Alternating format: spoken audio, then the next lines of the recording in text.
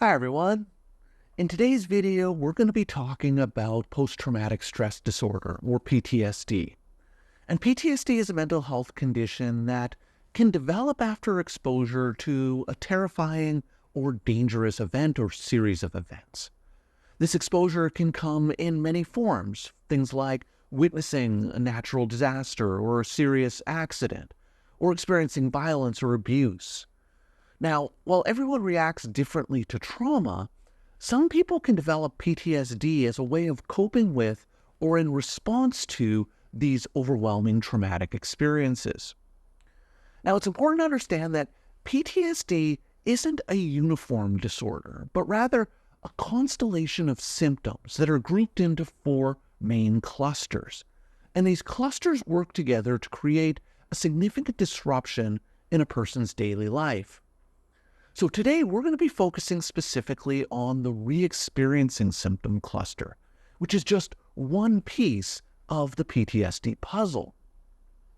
And re-experiencing goes beyond simply remembering the traumatic event. It encompasses the intense and involuntary ways that the event can resurface in a person's mind and body, creating a sense of reliving the event or being constantly on edge in anticipation of future danger. By understanding re-experiencing symptoms, we can gain a deeper appreciation for the profound impact that trauma can have on a person's experience of the world. We can begin to understand why something like a loud noise can trigger a soldier to be back on the battlefield, or why a car backfiring can evoke feelings of terror in someone who survived a car accident. So what are re-experiencing symptoms? What are examples of re-experiencing symptoms? And what we're going to start with is the one that people often think about when they think about PTSD, and that's flashbacks. Now, while flashbacks are often described as vivid memories of the traumatic event, they're much more than a simple replay.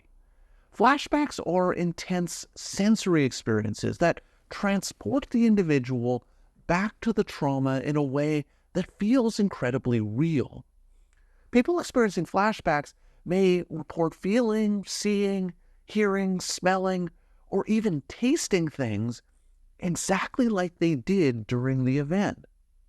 This can be a complete sensory overload, causing a feeling of being pulled back into the moment of the trauma itself. Imagine a survivor of a house fire. Now, during a flashback, they might not just see the flames, but also feel the intense heat on their skin. They may smell the smoke in the air, and they may hear the crackling and the burning of the fire. This overwhelming sensory experience can be incredibly disorienting and frightening. The person may struggle to distinguish between the present moment that they're in and the traumatic event in the past, leading to feeling like they're out of control.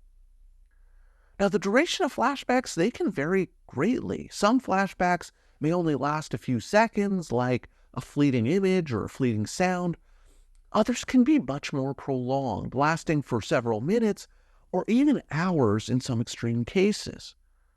The intensity and duration of flashbacks can be unpredictable, making them even more disruptive in a person's life. Now, there are two main types of flashbacks in PTSD, each with its own distinct characteristics. Now, dissociative flashbacks, these are often considered the most intense and disturbing types of flashbacks. People experiencing dissociative flashbacks may feel completely detached from their surroundings, or even feel detached from themselves. And this detachment can be a coping mechanism, as a way for the mind to try and protect itself from the overwhelming emotions associated with the trauma. So imagine a soldier who witnessed a bomb explosion. During a dissociative flashback, they might feel like they're watching the scene unfold from a distance, outside of their own body. They may feel numb, disconnected, and experience a sense of complete unreality. This dissociation can be a very frightening experience, leaving the person feeling lost and confused as to what exactly is going on. The second type of flashbacks are emotional flashbacks. And these flashbacks are primarily caused by the overwhelming emotions associated with the trauma, rather than the specific sensory details of the event. So someone experiencing an emotional flashback might feel intense fear, anger, sadness, or shame, even if they don't have a full visual or auditory memory of the event. These emotions can be so intense that they feel overwhelming and they debilitate a person. So, for example, a survivor of a sexual assault might experience a wave of fear and shame during an emotional flashback, even if they don't recall specific details of the assault itself.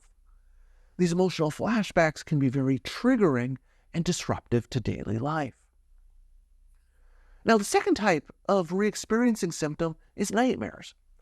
Nightmares and PTSD share a kinship with flashbacks, but they manifest in a person's sleep. These dreams are often vivid and disturbing.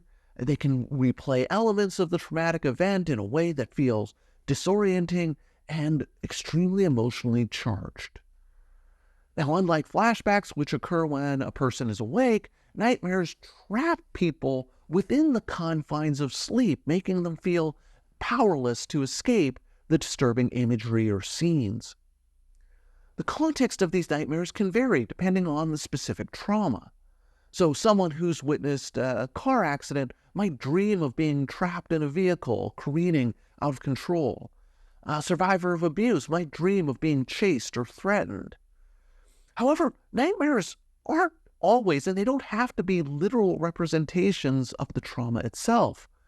Sometimes nightmares can use symbolism to express the emotional residue of the trauma. So, for example, someone who's experienced betrayal might dream of being lost in a dark forest, representing feeling isolated and fear associated with the trauma. The intensity and the emotional impact of these nightmares can be significant. People with PTSD may wake up from the nightmares feeling terrified, sweaty, and with a racing heart. The lingering emotions from the nightmare can disrupt the sleep cycle, making it difficult to fall back asleep or return to a restful sleep. And this sleep disruption can lead to daytime fatigue, difficulty concentrating, and irritability, which creates this vicious cycle that can worsen other PTSD symptoms. Now, perhaps the most debilitating aspect of PTSD nightmares is the fear of having them again. This anticipation, this anticipatory anxiety can lead to sleep avoidance, where individuals with PTSD deliberately stay awake to avoid the possibility of nightmares. And while this might seem like a logical solution in the short term, it ultimately backfires. Sleep deprivation worsens PTSD symptoms, making a person more vulnerable to experiencing flashbacks, intrusive thoughts, and heightened emotional reactivity throughout the day. The lack of sleep also weakens a person's natural resilience, making it harder to cope with stress and daily challenges. So as a result, the combination of sleep deprivation and the emotional toll of nightmares creates significant burden for a person with PTSD. The third type of PTSD re-experiencing symptoms is intrusive thoughts. And you can think of intrusive thoughts like unwelcome visitors that intrude upon your mind if you're experiencing PTSD. Unlike memories which we can consciously choose to recall, intrusive thoughts are involuntary and they often pop up unexpectedly throughout the day. They can be images, thoughts, or even feelings related to the traumatic event, and they can cause significant emotional distress. Now, the constant intrusive thoughts in PTSD can vary depending on the nature of the trauma. Some common themes include things like reliving aspects of the event. Intrusive thoughts may replay specific moments or point moments from the trauma, forcing the person to relive that experience in their mind. A veteran might have an intrusive thought about the sights, sounds, and smells of combat. A survivor of a violent assault may have intrusive thoughts about the attacker's face or the feeling of being overpowered. Intrusive thoughts can also involve imagining future dangers. People with PTSD may experience intrusive thoughts focused on potential future threats. These thoughts can be a way of trying to feel prepared or in control, but they can also lead to constant anxiety and hypervigilance to threat. For example, someone who was mugged might have intrusive thoughts about being attacked again every time they walk alone at night. And intrusive thoughts can also include fixating on negative emotions associated with the trauma, things like guilt, shame, or fear. Someone who's lost a loved one in a tragedy might have intrusive thoughts about things that they could have done differently, even if they were powerless to change or prevent the outcome. You see, the intrusive nature of these thoughts is what makes them so disruptive. Unlike regular memories that we can choose to focus on or ignore, intrusive thoughts are persistent and demand attention. They can be difficult to push away, causing significant distress and interference with daily life. Things like concentration, work performance, and social interactions can all suffer when intrusive thoughts become this constant presence, popping up again and again and again. And the final group of PTSD re-experiencing symptoms involve psychological distress and physiological responses to reminders or triggers of the traumatic event. People with PTSD may experience a surge of emotion, primarily negative emotion, when they encounter reminders of the trauma. These reminders can be sensory cues that directly link back to the event, triggering a powerful emotional response. So imagine again a soldier who witnessed a bomb explosion. The sight of smoke rising from a chimney or the sound of a car backfiring can act as a sensory trigger, instantly transporting that person back to the battlefield and evoking feelings of fear and anxiety. The reminders can be more subtle as well. A smell, a taste, or even a specific location can trigger a powerful emotional response. For example, someone who was assaulted in a hospital might feel an overwhelming fear and panic upon entering a hospital setting again. These seemingly innocuous triggers become linked to the trauma in the person's brain, and they create this powerful emotional association. And there are a lot of emotional reactions that can be triggered. The most common reaction to trauma reminders is fear, is anxiety. The reminders can trigger a sense of impending danger, even though the situation itself is not threatening. Reminders can also evoke anger, especially if the trauma involved feelings of betrayal or injustice. This intense anger can be directed at oneself, the perpetrator of the trauma, the world at large, or even the seemingly innocuous reminder itself.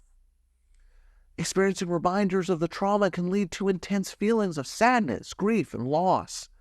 These emotions are a natural response to the overwhelming experience of the trauma itself and can be made worse by the feelings of isolation or a sense that the world has moved on while the person is still struggling with the trauma. In some cases, trauma reminders can trigger feelings of disgust, particularly if the trauma involved violence or physical injury.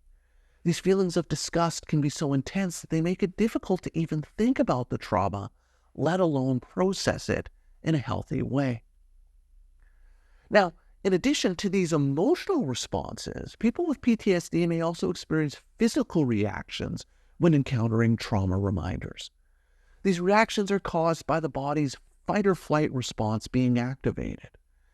The body is essentially perceiving the reminder as a threat, even though it may not be, and then prepares itself for danger. Some of the most common physical reactions to trauma reminders include increased heart rate and sweating. These are classic fight or flight responses where the body prepares for physical exertion or escape. The person might feel their heart pounding in their chest, their palms becoming sweaty, and they may feel this surge of adrenaline.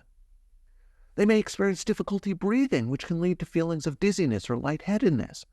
The person might feel tightness in their chest caused by rapid, shallow breaths, or they may even be hyperventilating. The body may tense up in preparation for potential danger, leading to aches and pains throughout the body, particularly in the shoulders, the neck, and the jaw. The person's digestive system can shut down temporarily due to the body's focus on responding to threat, and this can lead to feelings of nausea, stomach cramps, or even diarrhea. So, I hope that gives you a better sense of the types and range of re-experiencing symptoms that people can have in PTSD. In future videos, I'm going to be talking about the other 3 symptom clusters of PTSD, so I encourage you to keep out an eye for those videos to learn more.